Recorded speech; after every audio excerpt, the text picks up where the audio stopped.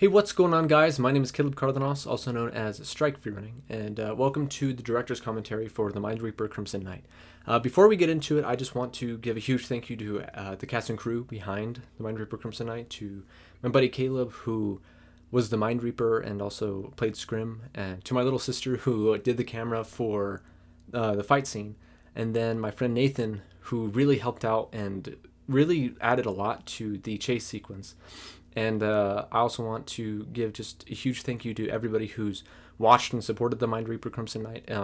This is definitely it's my favorite film that I've made, and it's just it just means a lot to me that people actually took time to watch it. And so to all of you who have taken the time to watch it and give your feedback, thank you guys so much. And yeah, without any further ado, let's get into it. All right, let's get this show on the road. Welcome to the director's commentary for The Mind Reaper Crimson Knight. So let's just get into it. Yeah, so that match striking is actually a throwback to Darkness Falls Prelude, which actually features Gabriel, the dead brother in this film. Spoiler alert. And the sizzle out at the end, it kind of represents his life, I guess, because he gone. Or you'll see what happens to him in a couple of moments. But yeah, and then my mom actually did the voice for my character Michael's mom as well, and so it was pretty interesting how things worked out. But my family was super down to be a part of this film, and so everything worked out pretty good. And I remember filming this scene. It was just me and my younger sister, and it was really dark outside. I did not understand or plan for how dark it was, so I just got the widest lens I could get, which was I think it went down to 1.4, the aperture, I mean. And it came out pretty good. I was pretty happy with it. And it's really cool because you see or you hear basically these footsteps, and then a door slam right before I turn on the light, and that kind of is supposed to be Scrim exiting the premise. And so yeah, that's a little detail that I added in post, just because I just wanted to connect it a little bit more to Darkness Falls Prelude, which shows what happens to Gabriel. And yeah, and it's funny because I used fake blood that you can barely see in this shot, but that was kind of intentional. I didn't want this to be I didn't want that to be a super gory shot. But anyway, in that shot, I put it all over the door, and all over the cabinet, and it stained my door and my cabinet for a couple of days. But I was able to work at it and kind of keep on cleaning it, and it eventually went away. So that was pretty cool. Yeah, and then these shots. I was really happy with these opening shots whenever I first shot them.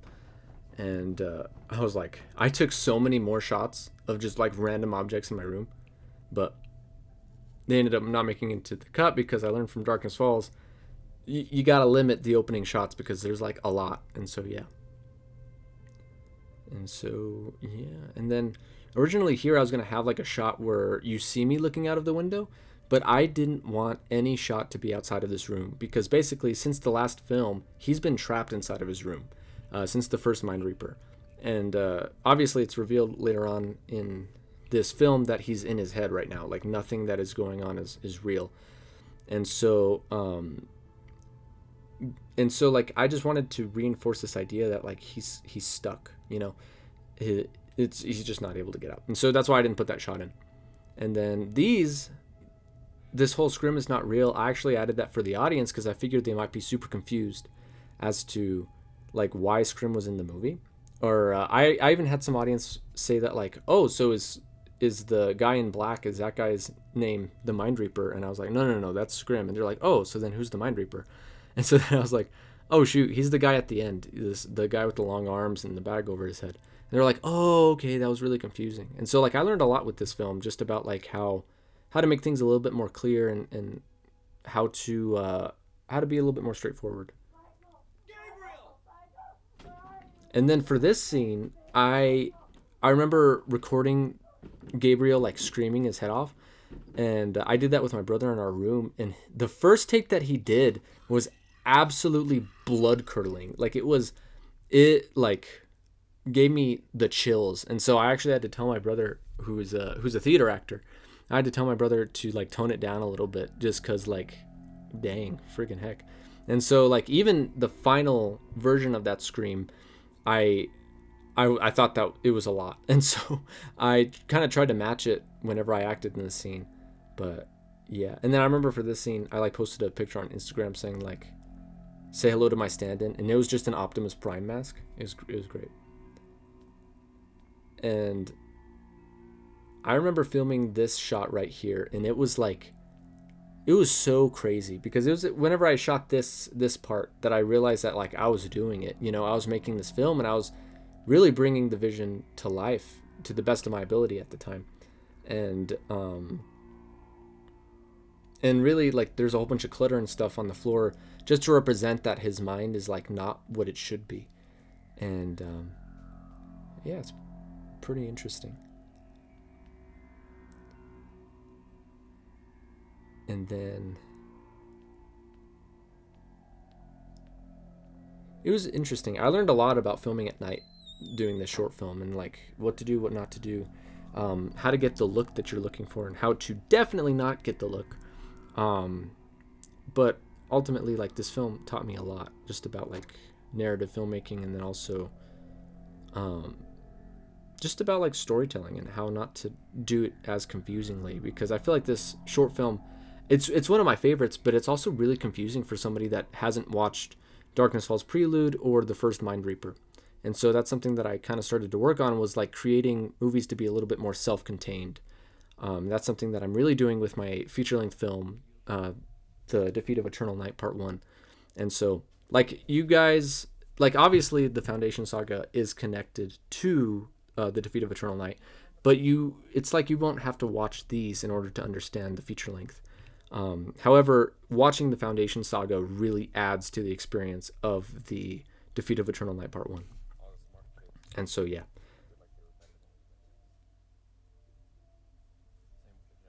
And I remember this scene. This scene was a lot of fun to film because it actually wasn't supposed to be like this at first. I was supposed to have my brother, who played Gabriel, in the passenger seat, and then I was basically talking to him, and he was supposed to be in a lot of the shots. But later on, my brother, he didn't really want to do it anymore. He was like, I don't want to be on screen. I don't want to be on camera. Like, I don't want to do any of that. And so I was like, well, okay. Like, I tried to convince him to do it, but he didn't really want to. And so I didn't want to, like, pressure him or be a jerk about it, or, like, too much of a jerk about it. But and so then I just ended up filming it like this, to where I'm sort of talking to myself. And this is supposed to be like a flashback of this time in Michael's life where he was just kind of like, he was just kind of venting to himself, in his car whenever he just got home from work, or he's just parking in a parking lot for his lunch break or something. He's just kind of talking to himself, just trying to, he's grappling with the feelings that he's currently having, of these feelings of hate and anger and rage and the need for revenge. And he's worried about, the person that he's going to become, which we'll see the person he becomes in The Defeat of Eternal Night Part 2, which is not quite written yet, but Michael will be a key player in that film. And so, and you'll see why at the end of The Defeat of Eternal Night Part 1. You'll definitely see why he becomes a key player, because, just because of the story arc that the main characters of The Defeat of Eternal Night Part 1 go through, and what they learn throughout their journey, and how stark of a contrast it is to the path that Michael went down, and where we meet him in The Defeat of Eternal Night Part 2. But I remember filming this scene. It was a lot of fun. It was like one that I figured out how to shoot on my own, and it was one where I first used my my Earth ND filter. And it, like, I was so happy with it. I was able to like open up the aperture all the way and get shots that I was really, really happy with. And then this was a shot that I had in my mind whenever I first conceptualized this film. Like the whole concept of like every single time I looked away from what's supposedly Scrim, he gets closer and closer. like that was just something that I always wanted to do from the beginning. And then like the fact that we were able to do it, it was just so cool to me. And like it was a little bit terrifying. I wanted him to be almost like an owl, like stalking its prey, or almost like an owl just kind of curiously looking at its prey.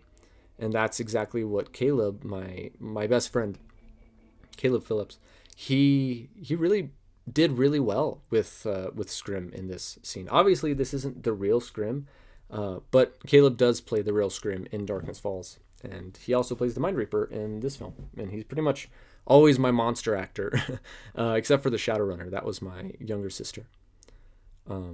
But yeah, and then this scene, my friend Nathan helped me with. He was holding the camera and stuff, and he just added a lot. Because this scene was especially hard to film because I was trying to figure out how to make it look real, but also like not actually hurt myself.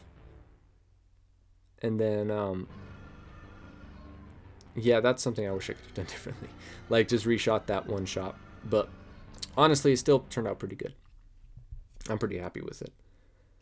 And let's see. Yeah, this is the worst case scenario scene. And Gideon, a friend of mine, Gideon Bucklighter, he did the soundtrack for most of the Mind Reaper Crimson Knight. And he did just such a phenomenal job. It added so much more atmosphere to this scene. And with this scene, I was really going for like an analog horror type of feel with it, because I really like analog horror. I think it's really interesting, really cool, and it could be utilized really well. Like the Backrooms by, I think it's Kane Pixels. Like he just really, that guy is a really great filmmaker, and with how young he is, it's really impressive. And but this short little sequence gives a lot of backstory and a lot of lore to this world that I've kind of created. And so like if you guys want to know more, just kind of like, you know, look into the little microfilm that I inserted into this film, because honestly that's like one of my favorite parts of this film, and I'm really happy with how it came out. It was really cool. Whenever I first made that scene, I was like, oh my gosh, I want to make so many more of these, because like it just has such a cool feeling to it.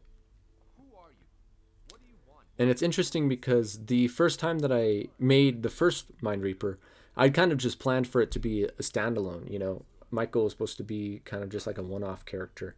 But then after I released the first Mind Reaper, it was my best work at the time, and I was like, I really want to make another one where we pick up with this character. And so this scene was kind of conceptualized after the fact, like after I had kind of decided that I was going to make another Mind Reaper. And so this was one of the ideas that I kind of conceptualized in the early parts of this script that actually stayed in, because there's a lot of stuff that I originally planned for this film that didn't make it in, whether that be because it was like too ambitious, or just because it wasn't a good idea. I didn't think that it was a good fit for this project. And yeah, this project, I'll tell you about that idea that I had later on. But this scene was really interesting to film because we filmed on the mountains, basically in the Santa Fe Mountains, and it was a challenge because we were filming at sunset, and the sun, we were like filming racing against the sun, and so we really had to buckle down and just film it as quickly as possible. And I remember this was actually a reshoot, the official footage that we used for the film, and we did that because the first one we ran out of daylight, and also I didn't know my lines, and that really taught me, like, dude, you need to know your stuff, because it helps filming go way quicker. And I had never really acted in my own film. I mean, I did with the first Mind Reaper, but I never really tried to I never gave myself any lines. And so this, I had the most lines that I had ever had in one of my films. And so I like memorized all the lines on the way up the mountain the first time we shot. And then the second time we shot, I put a lot more effort into memorizing the lines, because I was like, I need this to be really good. And I want this to be my best work. And so then I memorized all of the lines. Even my other lines that I didn't really have to memorize, which was like the other part of the scene. And so I even memorized that so that I knew how to counter, or kind of like talk back to myself, really. And it you could totally like see the stark difference from the first footage to the reshoot footage. It was really cool. I'm really glad that I reshot it. And then this right here was like the first fight scene that I had ever tried. And honestly, for like a first fight scene, I don't think it was too bad. I thought that the way that my sister filmed it, because my little sister Bethany, she filmed this scene, and she's actually like an aspiring photographer slash videographer. She's really good at it, and so she did a really good job at shooting that little scene.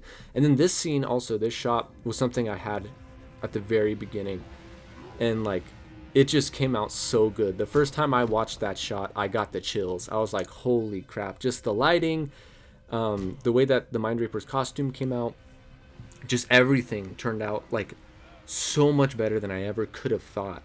And I was just so thankful to my friend Caleb and Bethany for helping me out with this film, because like honestly, without their help, this film I would not be nearly what it is today without their help.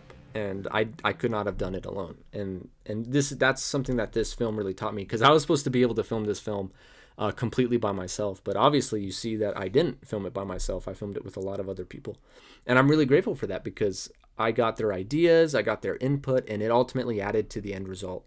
Like my friend Nathan really added a lot to that sequence where I'm walking to the porch, and Caleb added a lot to the fight sequence. He was like, well, what if we did this? And he, like, the choreography was just totally like a combination between mine and his. And then Bethany, she even like had ideas for how, the camera movement and everything like that. And so everything turned out really good. I was really happy with it. It's very confusing for somebody who doesn't really know the story and doesn't really know what sequence to watch the film in. And I totally understand that. But that's something that my feature-length film will definitely kind of expand upon and really show and kind of help the viewer understand what is going on. And I'm really excited. I'm really excited for my feature-length film. I'm getting into pre-production with it now, and it's a lot of fun. You know, I've got a lot of stuff going on in my life right now, and something that I kind of have to tell you guys that's pretty big. But you mean other than the feature-length film? But yeah, so we got a lot of stuff going on this year, and I'm really excited to make this film, and I know that the Lord is really just going to make a way for it to happen, and I can't wait to do it. And I can't wait to see Michael's character again. And man, this film, I don't know, this is like my baby. I love this film so much, and it's not even like a pride type of thing. It's just that like I'm just really happy with it. Like it really came out exactly the way that I had imagined it, and I'm just really happy with it, and I just love it so much. It has its flaws, of course, it totally does, but like it's really cool. And then this is very much a tease as to what is next for Michael's character and the path that he goes down that our characters in The Defeat of Eternal Night do not go down. And but yeah, so that's gonna that's gonna be pretty much it for this director's commentary. But thank you guys so much for watching, and I will see you guys next time. Or I don't really know when, but whenever I make a next video. So yeah, thank you guys so much for watching, and have a great day. Strike out.